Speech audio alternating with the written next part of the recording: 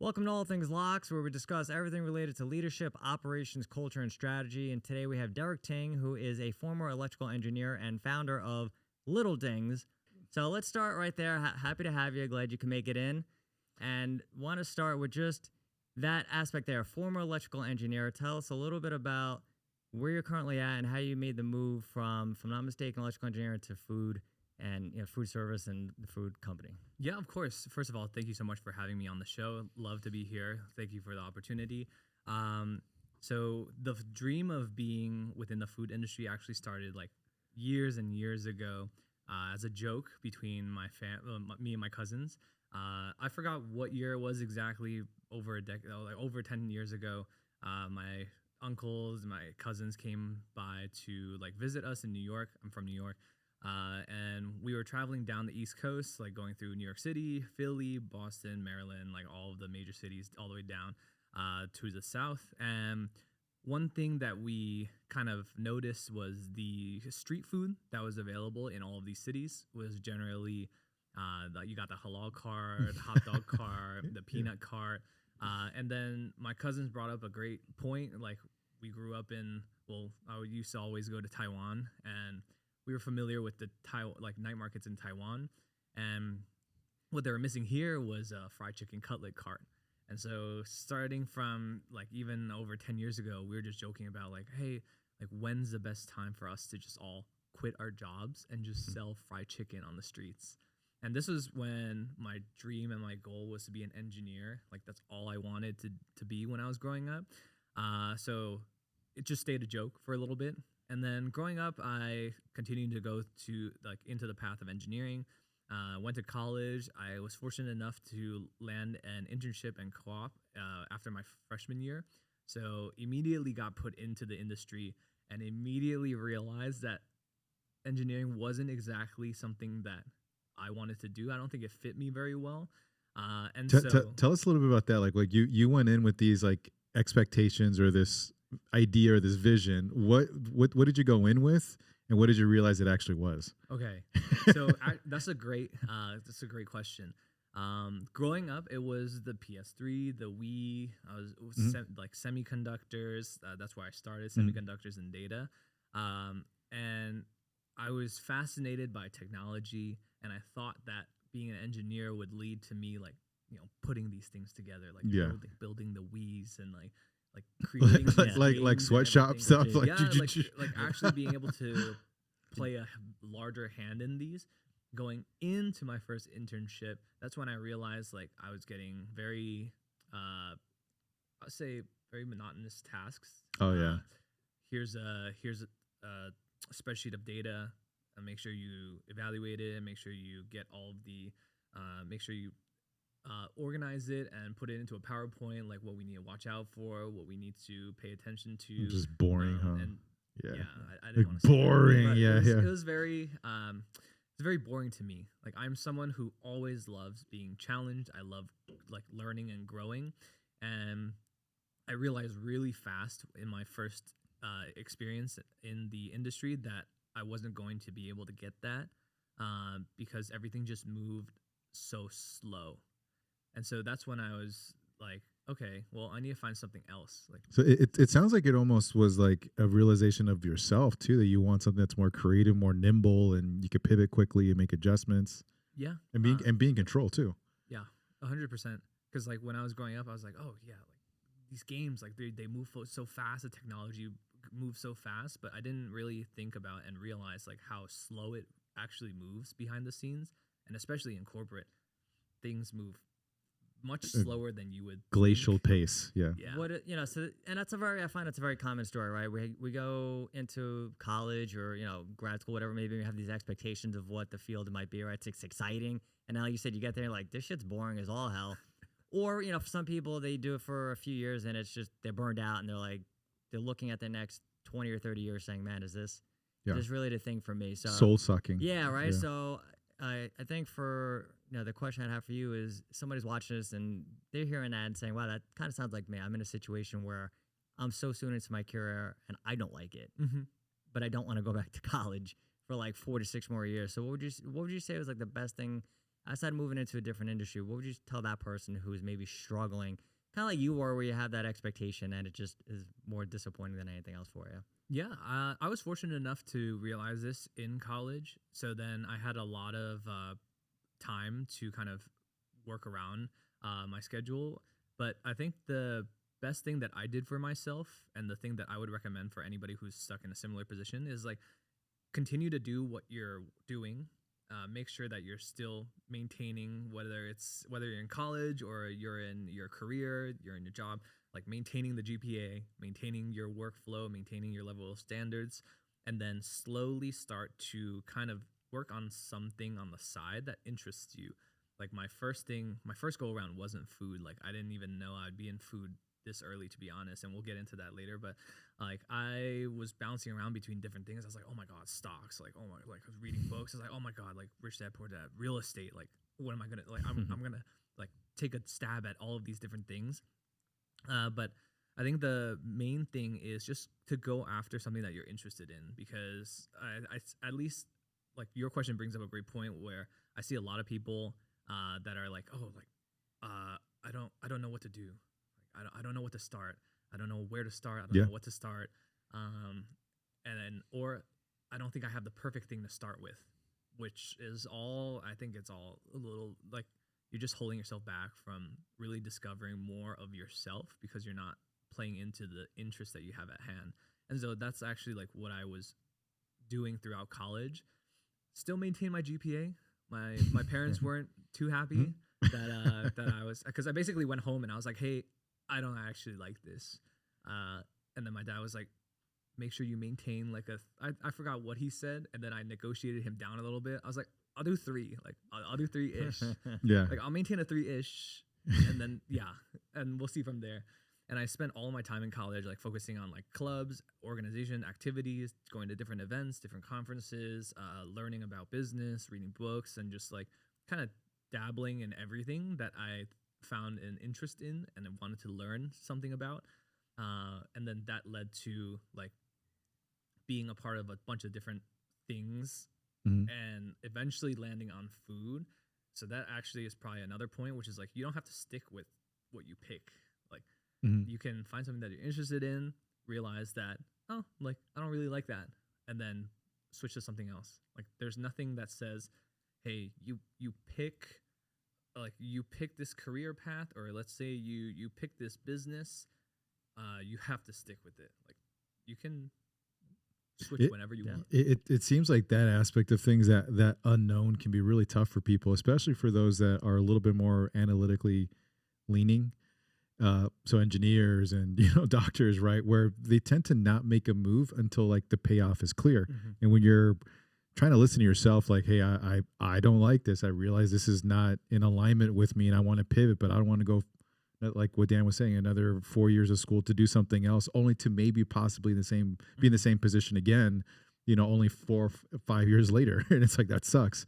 So, and kind of what you mentioned too, there's that like analysis paralysis where like, I'm not sure which way to go. So it's like this stuckness ends up happening. Yeah. I would honestly say like, because of my engineering background, everything is numbers, everything is data. But I think a really important piece of data that people don't really calculate and isn't really something that you can like put a number to is the risk factor of staying in what you're doing, and how much lack of joy or how much anger or sadness or whatever like negative emotions that it brings you, like how that weighs into what you're holding yourself back from. And so that's an interesting formula. Yeah, there's no real, obviously there's no real calculation for it, but at least for me, even though the risk of starting a business was always higher, like than going into engineering, because you go into engineering, you find a job, you network, you find your job, you get a 6-figure job, and then some benefits, and you're honestly like you can cruise pretty well for like a really long time. And then I think that also gets people sometimes, which is you're just comfortable. You're too comfortable. You're in a place that's too comfortable for you to make a risk like jumping into business, But then that goes back into my other point, which is you don't have to give up engineering. You don't have to give up your career to be able to try something. And so you should leverage what you have to be able to go into something creative that you might want to try. Yeah, so that's a great point because you do see some people who are advocating, right? Like Coach Sanchez of the world in terms of building out your own, either your own brand or building something on the side. Because companies, whoever you work for, they really have no allegiance to you, right? They can pretty much let you go whenever the hell they want. Mm-hmm. So it's being able to have something of your own, which kind of to your point of building something, having some control. What's your thoughts on, because this is definitely something that we've touched, me and Antonio, but thoughts on going after your passion, right? And you do hear that a lot nowadays, which is just follow your passion, everything would be fine. You're a little bit on the, you're a younger entrepreneur. What's your thought process when people are like, I just have to find my passion and I'll be good? That's a good one. I think that is something that I hear a lot. Like, I've got to find my passion. And I think it excuses I think it is kind of an excuse because it holds you back from doing anything. You're like, oh, I got to find like what I'm really passionate about. Like, oh, this thing, I'm not really passionate about it. But then like 3 out of 10 in passion. Yeah, It's like, oh, like next. 4 out of 10 in passion. Like, I don't think I can really put myself into it. Yeah. But then you hold yourself back from starting anything. And honestly, you don't have to be passionate about something to start. I really think it goes back to interest. Like, if you have an interest in something, you have a curiosity about something, that's what I would recommend going for. I wouldn't recommend like finding something that you're 10 out of 10 passionate about because it just doesn't, like, you don't know if you're that passionate about something until you try it anyways. So it's better to build off of an interest than it is to try to find this mystical thing that you're passionate about that might not even exist because you don't know until you're in it. And that's like the theme that I've been learning throughout all of the different ventures that I've had and even the one that I'm in now. It's just like, what am I interested in? What am I curious about? Like, what did I learn from my past experiences? What did I learn in trying all of these different things? And what do I want to change about it? What do I want to do moving forward? Like, that's been my mentality. Yeah, that's a great point, right? And because you mentioned not everything's going to be, it's like you go into a business. There's definitely things about the business that everybody hates, right? Like nobody's saying, it's like, I love plunging the toilets or I love taking it. Or like there's just things you're like, I hate this. But that doesn't detract away from, I still love the business and I'm passionate about the business and I have a strong interest. So to your point, I do find, and you mentioned a lot of people who miss great opportunities because they're looking to check every single box, right? It's like, okay, it's missing one thing. I can't really be passionate about it. Meanwhile, it might have been the greatest opportunity. For you, when you're identifying a different opportunity to move into a completely different industry, how does that look like? And you mentioned something earlier before we even got on camera about taking what you're really good at and not having that maybe attached to your identity, but being able to utilize as that as well when you're making the move from electrical engineer into the food industry. How'd you leverage your strengths and how'd you also just use that to identify this is a good move for me?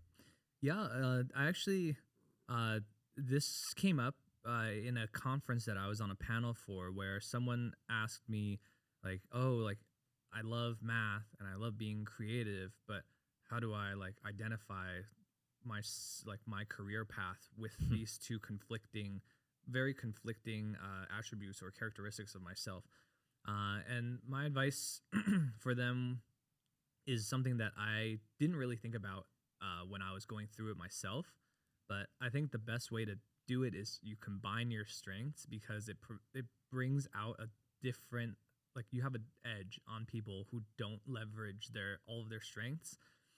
So for example, like as an engineer, data analytics, very process oriented, bring that into the food scene where things are generally not so process oriented, especially in the field that we took Little Things into, which is the event space. Nothing is very set. Every event is different. So how do we bring a sense of like data and systems into that? It really started with the like recipe side of things, like testing the recipe. Everything was tested down to like fry time, the measurements for like our coding, the measurement for each piece of the ingredient in the marinade, how long it's marinated for, everything like that. I'm sick of my own food at this point, but that's another point.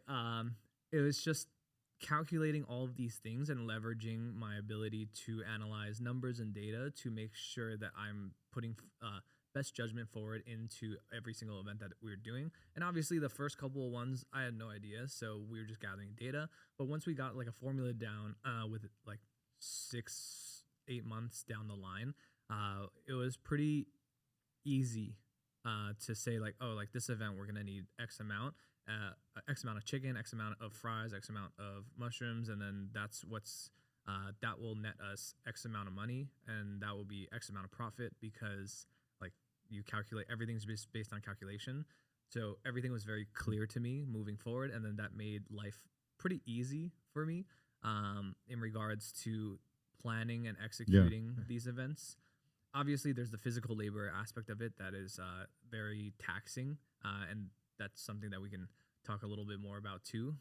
But it's ultimately about placement once that is established, right? So it's like once you have all those formulas and those calculations in place of this amount of meals, essentially, it's and this is cost of food, this is everything else, and then like so it's going to be this. So now it's about placing, you know, the location in a spot where there's great foot traffic or there's maybe an event. And so I saw that, you know, you start off as like a, you know, one night event all the way to serving thousands at Coachella and EDC. What was that? That feels like, especially in a short amount of time, it feels like your hair was on fire, I would imagine. Oh yeah. That's why I'm wearing a hat. Yeah. All of it's gone. Yeah. It was honestly probably the most insane almost 3-year journey that I've ever had. Our first event, so luckily, like, I had some business experience in launching a brand and whatnot, because if I didn't, I would not have been able to pull off that first event, because for that first event that we did, we only had about 2.5 to 3 weeks to put everything together. Oh wow. Was that a pop-up or? Yeah, for a pop-up. Yeah, that was the first LV Asian night market back from after COVID. So it was a really big one, and I still remember it was we just had dinner. We went upstairs in Shanghai Plaza to have dessert, and me and a couple of friends that were in town, and we were walking down from the dessert spot, and we turned over and we looked, and there was a flyer for the LV Asian night market, and I was like, oh, looking for vendors. My friends was like, hey Derek, like, get in there. Yeah, like right there, and I was like, oh, that's 3 weeks from now. Like, I don't have a set team. I got nothing, bro. I'm gonna free ball it. Let's just go. POS, like, I don't. Okay. Yeah. And then fuck it, let's go. Yeah. I applied. I was like, okay, like, I'm just gonna apply, and then we'll figure it out. Yeah. Applied. At that point in time, I had an Instagram page with my logo and our picture of our braised pork over rice, and an LLC with the city of with Nevada, and that was it. Instagram page with 2 pictures and an LLC, and that's all I could apply with. They're like, "Oh, do you have a website?" I was like, "No." They're like, "Oh, like, no one's got time for that. Do you have any experience?" I was like, "No." They're like, oh, "You're in." Hired. You're hired. So actually, it was really funny because I became friends with the organizer, but he actually, we were going back and forth in email, and he was like, "Hey, like, are you like real? are you a real person? And you're not gonna screw us over, right? Yeah. Like, we see the LLC, but do you do this?" And I was like, "Yeah." Like, you bet your ass I do. We're so ready. We're so ready to go. And actually, I want to share this. Throughout this entire time, when I submitted the application and we're going back and forth in email, like, I was terrified, very, very scared, because I had no idea what I was doing. I had no idea if I could pull everything together within such a short time frame. And actually, I was considering this a lot during the couple of days that I had submitted the application, because honestly, if I went back and told my friends like, oh, like they canceled, they said no, you're a new guy, like no one would have known the truth. Like no one would have known that I bailed. Like I could have bailed. I could have told everyone like, oh, like they didn't accept me. I'm a new vendor. And I really, really thought about doing that because the pressure. It was very scary to have to put myself out there like that. Because the brand I launched previously was an apparel brand during COVID. So like I didn't show my face. I didn't have to be outside. Like I just said, okay, website live. Like I have to model anything, nothing. And then for this, it was like I would be exposing myself in front of thousands of people, like food, cooking for thousands of people or hundreds of people. And so the pressure was extremely high, and it was the most nerve-wracking thing, like going through these couple of days. But then at some point, like it clicked, and I was like, okay, like I really have to think about it, because even before I started this, even before the pop-up, like signing up for the pop-up and everything, my goal was and is to own and build an international franchise, like international Taiwanese cafe franchise. How can I do that if I'm afraid to put myself in front of a couple hundred people for a weekend? Is that something that popped in your head, like at that moment where your friend was, hey, why don't we maybe think about signing up? It obviously would have been very easy, like, nah, I'm good. With 3 weeks away, I have nothing prepped. Did any of that, do you think, kind of popped in of what am I really focused on? What am I trying to achieve? Or what was in your head at that moment that we just, fuck it, let's do it? Yeah, it was one of my good friends here actually challenged me, because even rewind 6 months, I was at his house. We were just kicking it and talking about business. I had always wanted to get into food, but I was always under the impression that food would cost a lot. Food truck, like 60, 80 grand investment, brick and mortar, 200 to 350, like minimum investment. So I was always under the impression that like I would need to build a lot more experience, a lot more capital before I could start. And so this was 2022 in April. We were just kicking it, and we were talking about business. And I was like, yeah, like I'm getting ready. Like in 4 years, I'm gonna be like, I'm gonna start in food. Because the original plan was to start when I was 30, like in my 30s. And he goes, 4 years, like, why not 4 months? And I was like, oh. Yeah, it changed. Yeah. Haven't thought about that. And me, like, being 4 days, fuck it. being a little crazy, like, and like being in the space, like, I was like, fuck, like 4 months? Let's try. Like, let's give it a go. Because I knew always from listening to all the other, like Gary Vee and a lot of the other business guys, it always was set a goal that's with a much shorter timeline to be able to go a lot further than you would have originally went with the original timeline. Like imagine I had the 4-year timeline, and then I worked towards the 4-year timeline.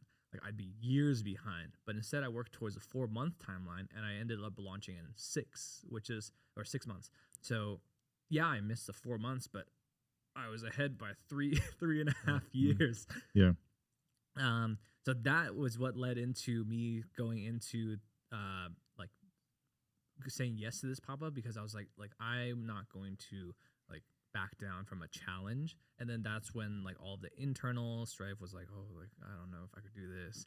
And then I kind of reprogrammed, but thought about it a little bit differently. Like, okay, if I want to be an owner of an incredible brand, an incredible company one day, I can't be afraid of a night market. Like I can't be afraid of one day putting myself out there for one day. Like the worst that can happen is I fall on my face, the health inspector shuts us down, and I go, sorry, like my bad. So that's really like what was happening prior to our launch day. And then launch day was all sorts of ugly. we didn't know what we were doing. We like everything we bought at retail. We didn't have suppliers. We didn't like nothing was wholesale. Yeah. Everything was retail from the stores. Yeah. So like, you know, like wholesale, you have big jugs of sauce, big things of whatever. Retail, we're popping open like these small, tiny little soy sauce bottles. Like, oh, that sucks. So it was a great time. And then like we were behind on schedule, so we had like 5 people sitting around peeling eggs together. Like, it was very, very fun moment, and like the pictures from our first event to what we do now is like the difference is insane. Like we're running an operation versus back then it was just like, okay, like how can we survive and put it out there.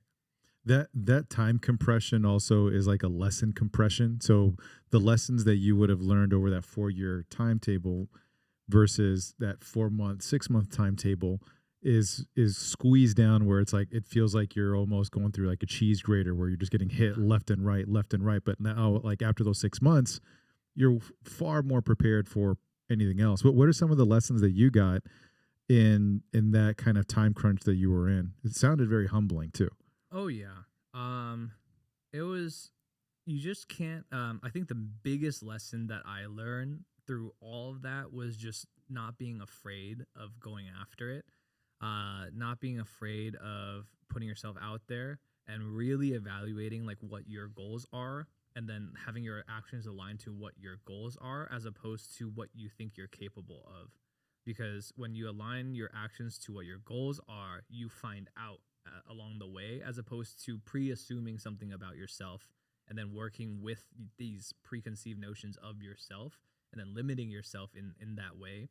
Because even for the event scene, like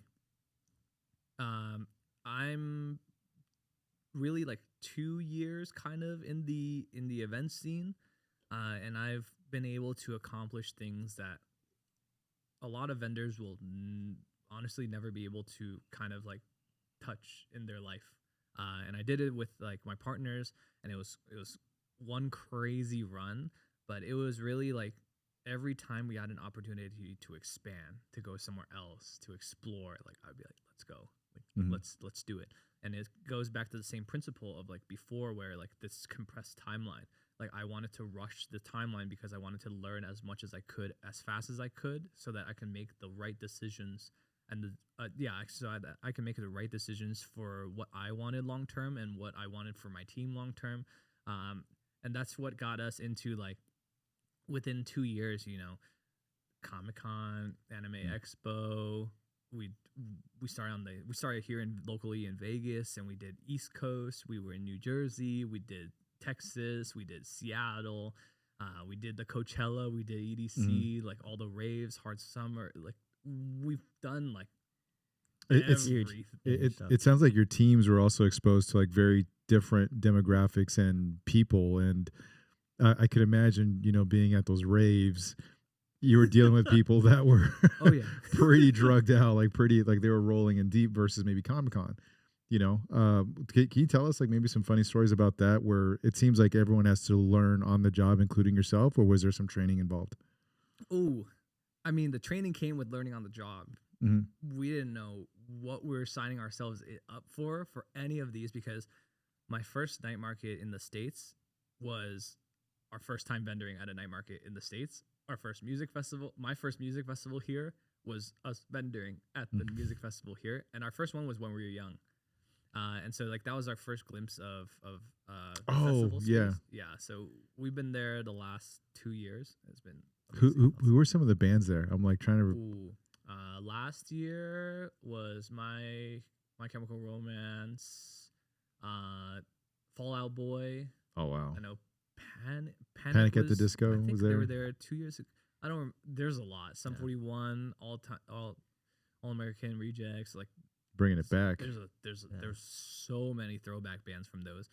But we honestly learned everything on the spot. We didn't know what we were signing up for. We didn't know, like, we always knew people would be cracked out at raves, but we didn't know, like, to what extent, and we didn't know how that would affect us.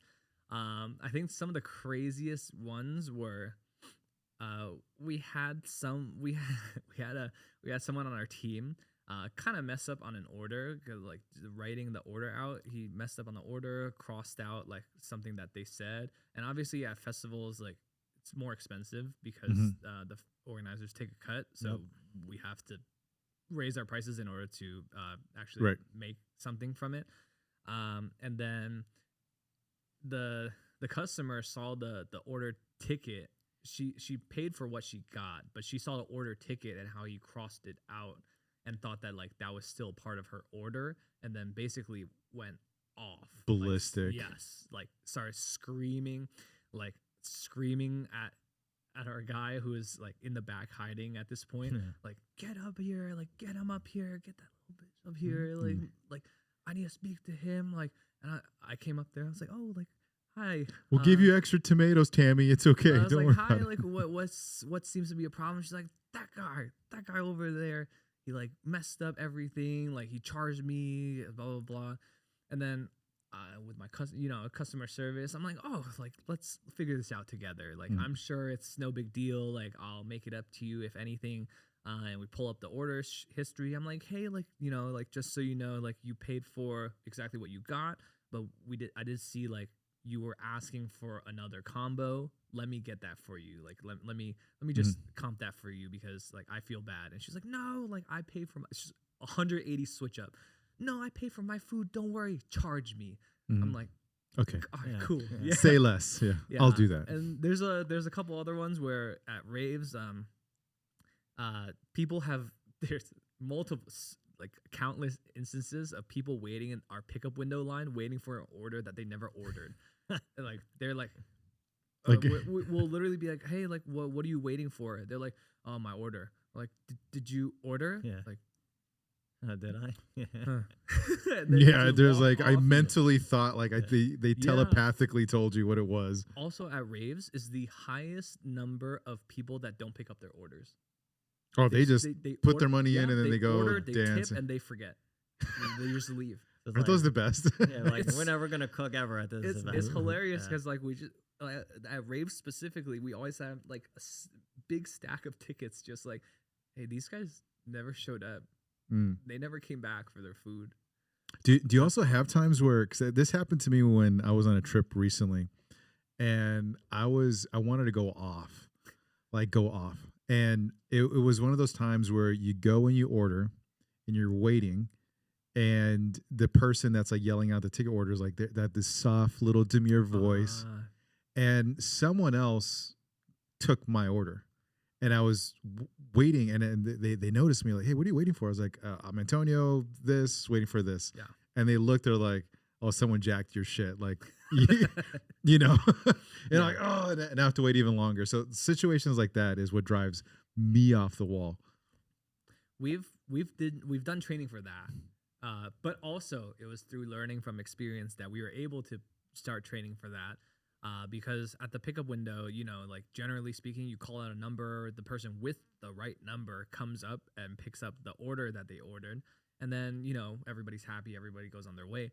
But there were instances early on where we'd call out an order number and then someone would come up, they'd say they were that order, take the food and then just go. So then since then, we've implemented training to make sure that anybody who's food running or anybody who's at the pickup window, like they know for sure that they have to check the ticket first and match the number before giving out their order. Yes. Because there's sometimes where like it's like very logical. Yeah. We're like, you're like, oh, order number 74, and then like 76 comes down, and they're like, and we're like, oh, sorry, like we call 74, like you're 76, like we didn't get there yet, and they're like, oh, okay.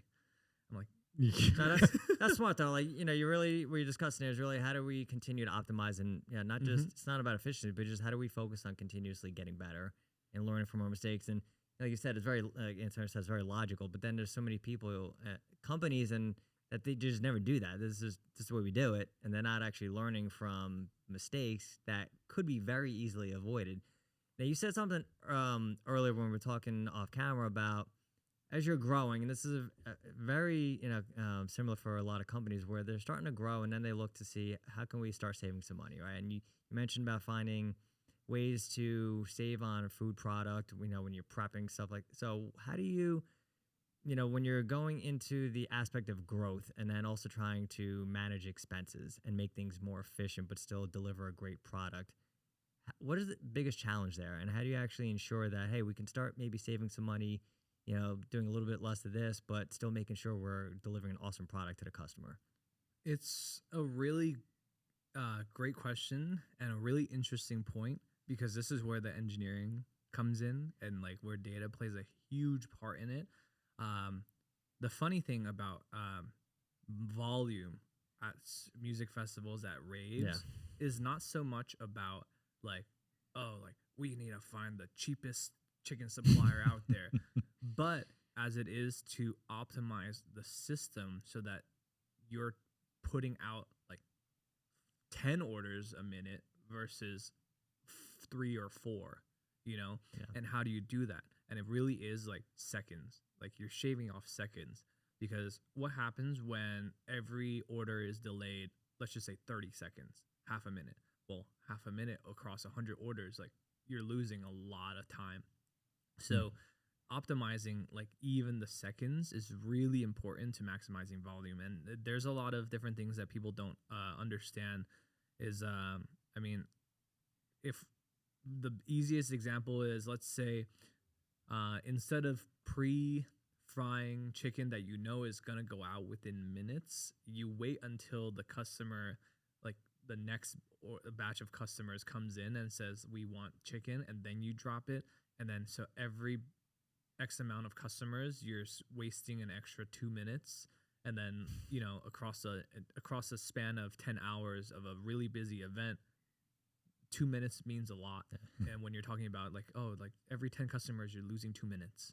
Well, if there's 100 customers, you know, there goes 20 minutes, like, and more. And then what could you have done in 20 minutes? Like, what could you have done in 200 minutes? Like in a day, what could you have done?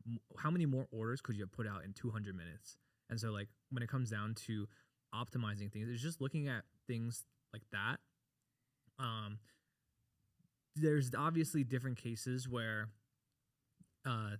everything, but the bottom line is everything needs to be systemized. Like if it's systemized and you're optimizing the systems, then you can really like win. It gives you a chance to tweak too, now that you're getting it all out there too as well. Yeah. So like just for an example, something that saved us a ton of time and actually made it easier. We reduced labor by 1 person, which is a couple $100, plus increased the speed of our tickets going out by pre-prepping. Like we simplified the menu down, very, very simple for music festivals, especially like in the high volume event. We focus on simplicity. So, you know, people are going to order one of like 4 different things. They're going to order popcorn chicken. They're going to order fries. They're going to order a combo, which is a combination of the 2. So why don't we pre-pack as the chicken comes in, like pre-pack all of the trays of chicken, so that as soon as the ticket goes from cashier to pickup or cashier to food runner, boom, done. 10 seconds, like out. Yeah.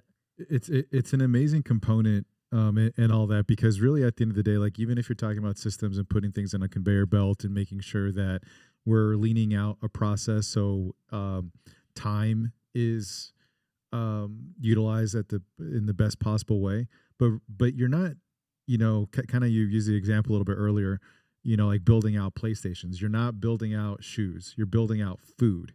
And there has to be kind of a level of consistency there. And I've always kind of admired, you know, people that develop their own menus and chefs, kind of generally speaking, because there's so much mathematical calculation that goes into building out a menu, especially if you're doing things at volume. And then also there's the kind of plating component of it. There's the visual component, and it has to taste good, and the temperature has to be right. It's just so many things that go into it. And so talk to us a little bit about, you know, your background and how it's helped you do that. And then also just that creative process in building out those menus too. Well, in terms of the cooking process, I've always been very interested in cooking. I never really took it that deep until I decided to start a food business and enter into the food industry. Because prior to that, I would just chef it up. Like everything was eyeball this, eyeball that. Yeah. But I would say like one of the biggest things that I learned, and also again, going back to like my goal of eventually like building up to an international franchise, the only way that that's really possible is if I am very meticulous about all of the numbers, cooking process, cooking times, to make sure that my food comes out consistently every single time. And so there's events where I'm not at, and the food is still like they're still getting the same reviews, like, and that's the goal, right? Like making sure that the recipe is so set that anybody can do it. And that was my goal when I started to build the recipes. So I was always cooking in college, and I cooked a lot of Taiwanese food. I love Taiwanese food, and I wish that there was more of it. And that's kind of why, like, my goal is to like build an international franchise with a Taiwanese cafe, is to expose the world to more of Taiwanese cuisine. But it was always like cooking Taiwanese food in college, and then eventually I took those recipes that weren't really recipes, they were just like eyeballing everything, into like my kitchen here and just testing hundreds of iterations. And you can ask my former roommate, like every single time I made a batch, I was like, here, like, have some. And He's then, like, okay. yeah, it was like, he's like, oh yeah, free food, nice. I don't know if he's sick of it. I got so sick of it. It got to a point where, like, in the beginning of testing, I'd make batches and I'd be like, oh, amazing. Like, I'll eat the whole batch. And then, like, after a couple dozen, I'm like, one piece. Okay, like, I got the taste. Someone else eat it. Like, I don't want to eat it anymore. And then it was just a process of testing, making sure that it can be optimized for volume. I wasn't really focused when I first started testing the recipe. I wasn't like, oh my god, like I'm gonna serve thousands and thousands of people in one day. It was more so like, okay, like I know I want to be a franchise. I know I'm moving in that direction. Like, how can I optimize this recipe to make sure that I'm not compromising the taste and quality of it, but reducing the amount of steps and reducing the amount of ingredients or replacing certain ingredients. And how am I going to be able to do that? And then, so that was more testing. That's not easy, man. That's, you're looking to increase productivity without, making the product crap, essentially, right? And that's a lot of people's biggest fear. Even I find that a lot of business owners hold themselves back, especially even in food. From expanding, we don't want the product to change. I mean, even my own parents had a family bagel shop, and that was honestly their biggest fear was if we franchise out, is it going to water down our product? Is it going to take what we built and then become less? So really, it's not easy. When you're in that startup phase and you're doing all the experimentation and you're looking to be more productive, what are some things that you would want to, maybe if you can go back and say, like, really think about it, what would I want to improve upon? The old if I knew then what I know now kind of aspect of it. What would you want to say to maybe even somebody who's thinking about going to a startup, maybe not even just food? What are some things you'd want to look at and say, I would have liked to have done this a little bit better, or maybe improve this process to accelerate my timeline even maybe faster? Ooh, that one's a tough question, but it really depends on what level of, I think that the question depends on your level of curiosity too, because you really have to, to get into that point, you have to be pretty nitpicky about like how you process things and how you view things. And so you have to be very open with how you think. And so I think if I could go back and do things a little bit differently, well, luckily for me, it wasn't my first go around. So I've already learned a decent chunk of lessons from launching my prior brand. So this is kind of like something that I was still working on. And it's just to be okay with being like completely wrong. Like, I wish I listened more to my team. I wish I listened more to the people around me on what they thought about everything. Obviously not like, oh, like everything they say is going to be right. But I just wish I listened a little bit more and ask more questions. I wish I asked more questions. If I were to go back, I'd ask more questions. Ask more questions to everyone. Like, oh, like how does, like, if we're using this fryer, like, how do your arms feel like afterwards? Like, is there something that I can get, like an arm lever or something to help relieve physical stress? Or that's a big one, like surveying your team of like, based off your role, are there things that I can do in leadership that will make your job easier, quicker, faster, not as painful, whatever it is.